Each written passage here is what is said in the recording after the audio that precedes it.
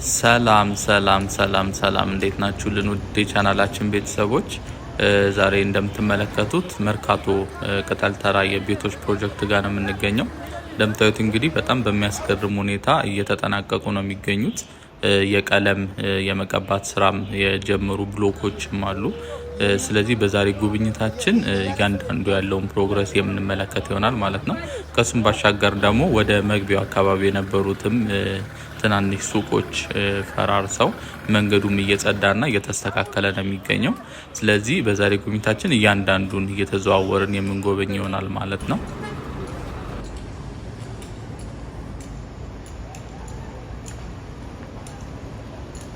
እሺ ጉብኝታችንን ጀምረናል።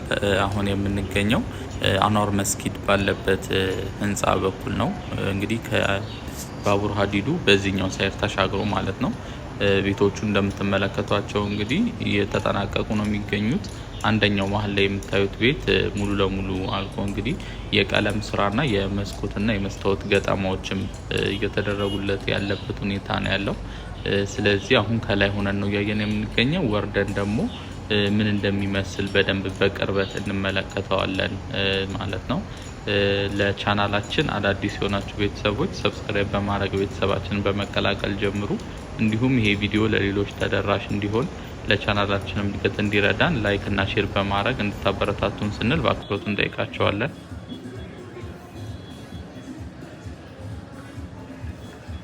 እዚህ ጋር እንግዲህ ወርደን ወደ ታች የቤቶቹ ፕሮጀክት ወዳለበት ሳይት እየተጓዝን ነው የምንገኘው። ከታች በኩል ያለው የቤቶቹ ገጽታ ደግሞ ይሄን ነው የሚመስለው። እንደምታዩት መሀል ላይ ያለው ከላይ ሆነን ስንመለከተው የነበረው ሙሉ ለሙሉ ተጠናቋል። እንደምታዩት ቀለሙም ተቀብቶ መስታወት ገጠማ እየተደረገለት ነው የሚገኘው።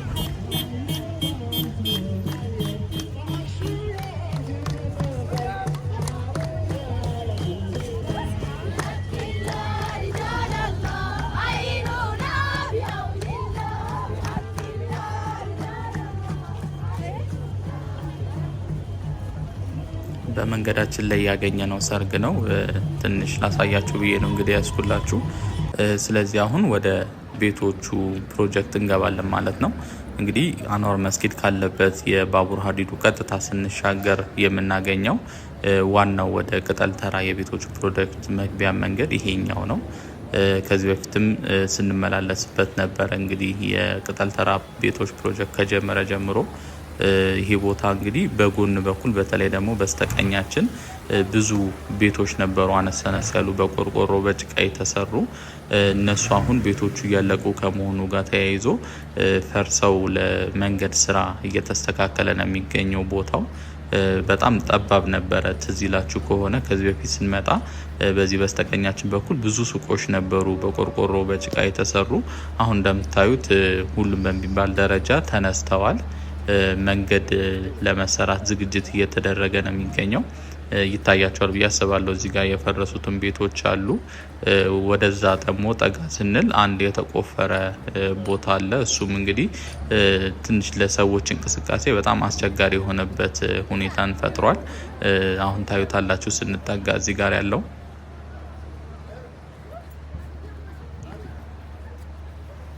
ዝናብም ዘንቦ ስለነበረ እንግዲህ መንገዱ እንደምታዩት በጣም ጭቃ ሆኗል እና መተላለፍ የሚቻለው በአንድ ቦታ ላይ ብቻ ነው። እሱም እንግዲህ እንደምታዩት ሰዎች እየተጠጋጉና እየተገፋፉ ነበረ ሲሻገሩ የነበረው። ትንሽ መንገዱ እንግዲህ ለአደጋ የሚያጋልጥ አይነት ነው። ቶሎ መፍትሄ ይሰጠዋል ብዬ አስባለሁ። ቤቶቹ እንግዲህ እንደምትመለከቱት ነው። ፊት ለፊት ያሉት ብቻ ነው የቀሩት እንጂ ወደ መሀል አካባቢ ቀለም ተቀብተው ቤቶቹ የመስታወትና የበር ገጠማም ተሰርቶላቸዋል። ኦልሞስት ተጠናቀዋል የሚባል ደረጃ ላይ ነው ያሉት። አሁን ያልኳችሁ መንገድ ይሄ የምትመለከቱት ነው። እንግዲህ በጎን በኩል ጠለቅ ያለ ገደል አለ። ሰዎች በጎን እየተገፋፉ ነው የሚያልፉት እንደምትመለከቱት።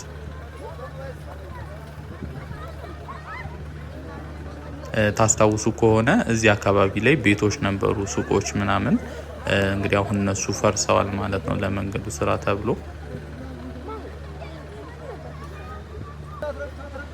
አንዳንድ ሰዎች እንደምታዩቸው እዚህ ከመጋፋቱ ጭቃው ይሻለናል ብለው በመሀል አቋርጠው እየሄዱ ነው ሁለቱም የምትመለከቷቸው ከፊት።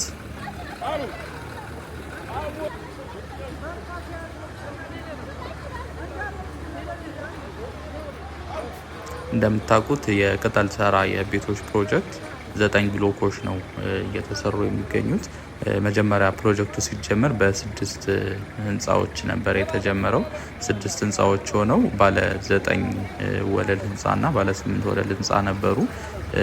ያለውን ፕሮግረስ ታይቶ እና ያለውን የቦታ ስፋት ታሳቢ በማድረግ ተጨማሪ 3 ብሎኮች እንዲሰሩ ሆኖ አጠቃላይ 9 ህንፃዎች ናቸው እየተሰሩ የሚገኙት። እንግዲህ ከ9 ህንፃዎች ቀድሞ የተጀመሩት 6ቱ ኦልሞስት የመጠናቀቅ ደረጃ ላይ ያየናቸው ናቸው። ህንፃዎቹ ቀለም ተቀብተው የውስጥ የተወሰኑ የፊኒሽንግ ስራዎች ላይ ብቻ ነው የሚገኙት። ትንሽ ዘግየት ብሎ የተጀመሩት ደግሞ እንደምታዩቸው የተወሰነ ይቀራቸዋል ከነዛ። እነሱም ቢሆን ግን በጣም በሚያስገርም ፍጥነት ነው የተሰሩት። እንደምታስታውሱት ይሄ ፕሮጀክት የተጀመረው የዛሬ 4 ወር አካባቢ ነው። የዛሬ 4 ወር እንግዲህ የቀድሞ የነበሩት ያረጁ ቤቶች ፈርሰው የፕሮጀክቱ ማስጀመሪያ ዝግጅት የተደረገበት ጊዜ ነበረ። በጣም በአጭር ጊዜ ውስጥ በ4 ወር ጊዜ ውስጥ ነው እንግዲህ እነዚህ ቤቶች እዚህ ደረጃ ላይ የደረሱት። እንዲሁም ባለፈው ያሳያችሁ የዚሁ ቦታ ቪዲዮ ላይ አንድ ውጭ የሚኖር የቻናሌ ተከታታይ እንዴት ነው በዝናብ ህንፃ ማብቀል ጀመራችሁ እንዴ የሚል ኮመንትም ሰጥቶ የነበረ። እርግጥ ነው በጣም የሚያስገርም ነው። ምክንያቱም ከ4 ወር በፊት ይሄን አካባቢ የሚያቅሰው አሁን በ4 ወሩ ወደዚያ አካባቢ ተመልሶ ሲያየው ያለው ለውጥ በጣም የሚያስገርም ነው የሚሆነው።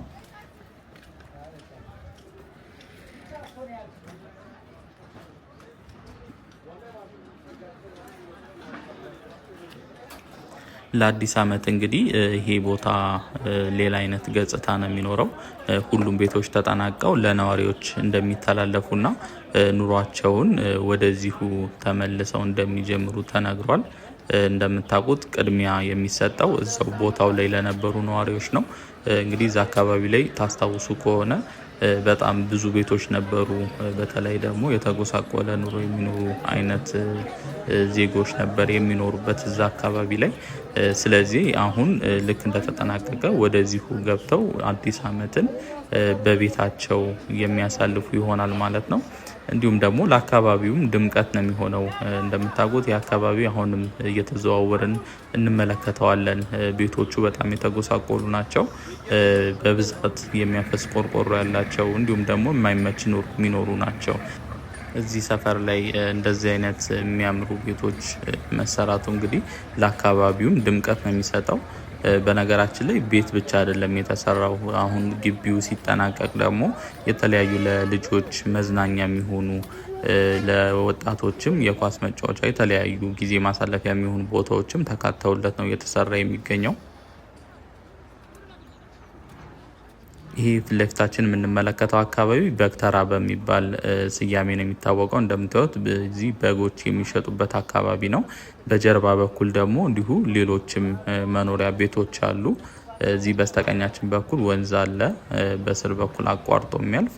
ይሄ የምንመለከተው ቆርቆሮ ደግሞ የቅጠል ተራ የቤቶቹ ፕሮጀክት ነው።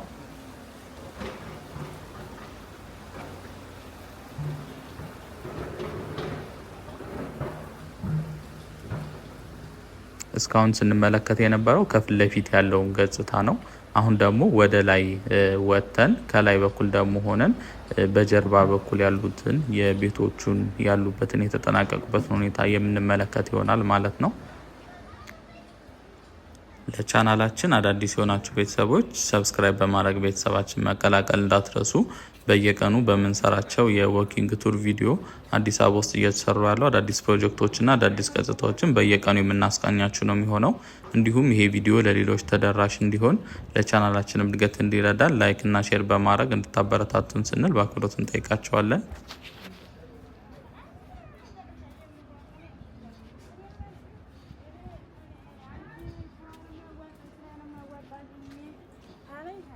ጉብኝታችንን እንቀጥላለን።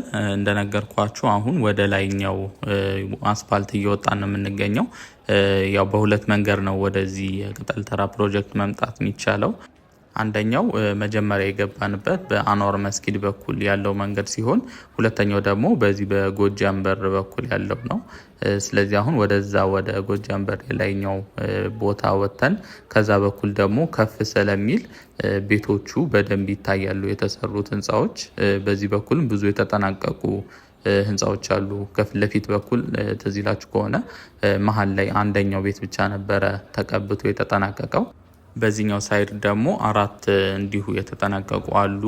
በዚህኛው ሳይድ ነው የሚታዩት። በዛ በኩል ጀርባ ስለሆነ ለማየት አይመችም። ስለዚህ አሁን ወደዚህ ወተን ደግሞ እዚህ ፊት ለፊት የሚታያችሁ ህንፃ ላይ ሆነን ያሉበትን ፕሮግረስ እንመለከታለን ማለት ነው። ያው ከፍ ስንል በደንብ ይታያሉ። ለዛ ነው ወደዚህ ይዣችሁ የመጣሁት። ስለዚህ እስከ መጨረሻው አብራችሁ መቆየታችሁ እንዳዘነጉ ብዙ የምንመለከታቸው አለ። የቤቶችን ፕሮጀክት ስንጨርስ ደግሞ መርካቶንም እንዲሁ እንመለከታታለን ማለት ነው እየተዘዋወርን።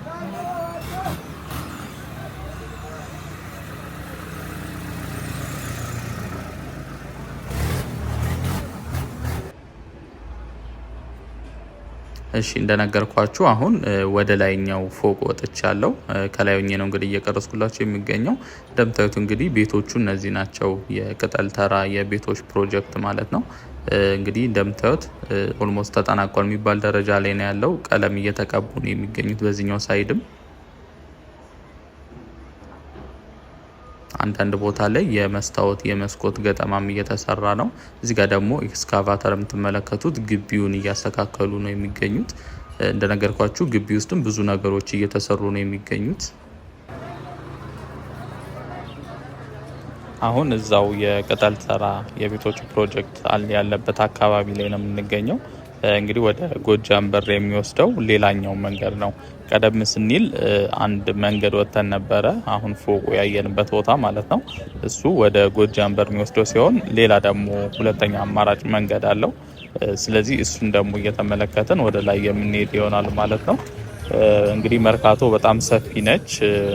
መታጠፊያዋ ውስጡ መንገዱ በጣም ብዙ አይነት አማራጭ መንገዶች አሉት። ስለዚህ እሱን እየተመለከትን እንጓዛለን ማለት ነው።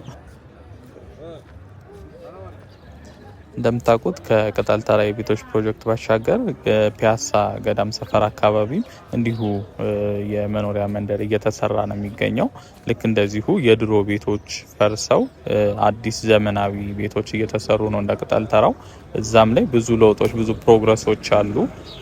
ሰሞኑን ደግሞ ወደዛ ሄጄ ያለውን ለውጥ የማሳያችሁ ይሆናል ማለት ነው።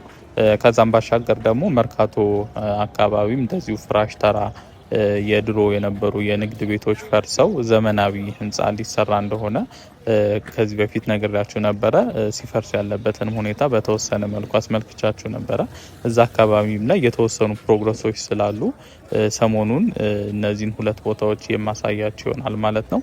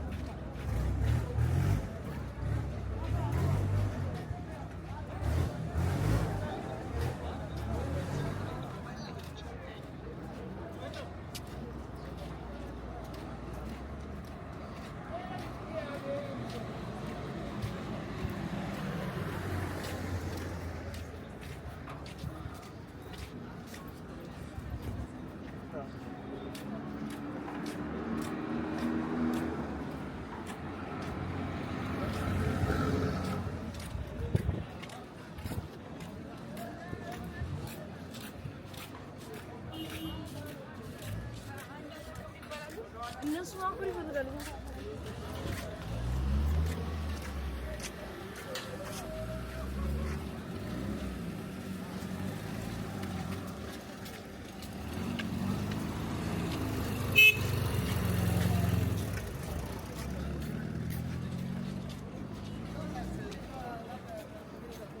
taksi ሄዱ ነው